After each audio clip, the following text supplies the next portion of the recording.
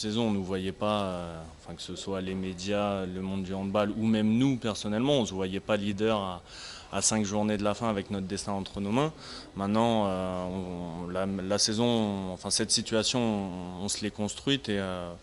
on n'a pas fait trop de mauvais pas. Donc non, bien sûr qu'on ne se voyait pas aussi haut, aussi beau à ce moment-là. Maintenant, c'est pas une fin en soi, on ne va pas s'arrêter en si bon chemin parce que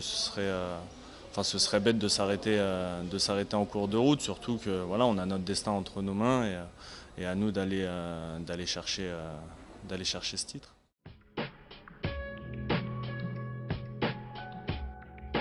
Si vous demandez aux Parisiens ou aux Montpelliérains, ils veulent s'enlever sûrement une certaine forme de pression pour nous en mettre un peu plus sur les épaules, mais c'est le jeu, on connaît un peu le système, mais non, il n'y a pas de souci là-dessus, mais on est bien conscient que rien n'est joué. Ce soir, on a une étape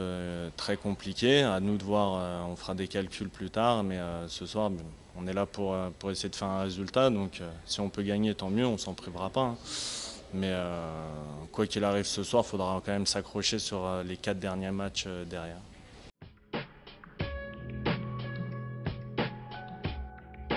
Plus on va se rapprocher de la fin du championnat avec nos résultats, c'est sûr qu'il y a une émulation qui se crée autour de nous et on en entend un peu plus parler chaque jour. Mais je crois que ça ne vient pas de cette année, hein. Le peuple dunkerquois a toujours été derrière son équipe et a été un fort soutien depuis des années, même si les résultats n'étaient peut-être pas à la hauteur de leur ambition il y a encore quelques années, mais bien sûr il y a une émulation qui se crée autour de nous et on le ressent chaque jour, que ce soit par la venue des journalistes à l'entraînement, que ce soit les gens dans la rue, que ce soit même nos proches ils voient très bien comment ça se passe autour de nous et ouais, c'est agréable, mais il ne faut pas que ça nous mette une pression supplémentaire quant aux résultats.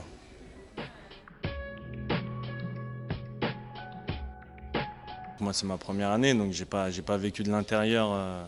l'évolution du club, que ce soit au niveau de la structure ou du niveau sportif, mais de loin, bien sûr, c'est un club qui progresse énormément, c'est un club qui est bien structuré, avec les bonnes personnes en place, qui a un projet qui est en évolution et je crois qu'on est dans le vrai, on ne se prend pas pour d'autres, on fait ce qu'on a à faire, mais il y a peut-être ce grain de folie en plus, la cohésion du groupe, tout ce qui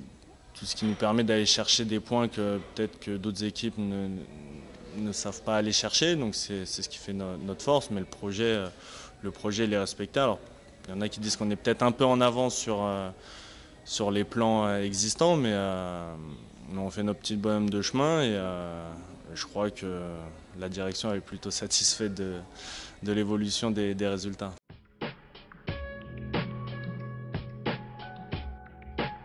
On n'a pas les moyens financiers pour faire venir des grands noms, des grandes stars qui parlent à tout le monde, mais je crois que Dunkerque est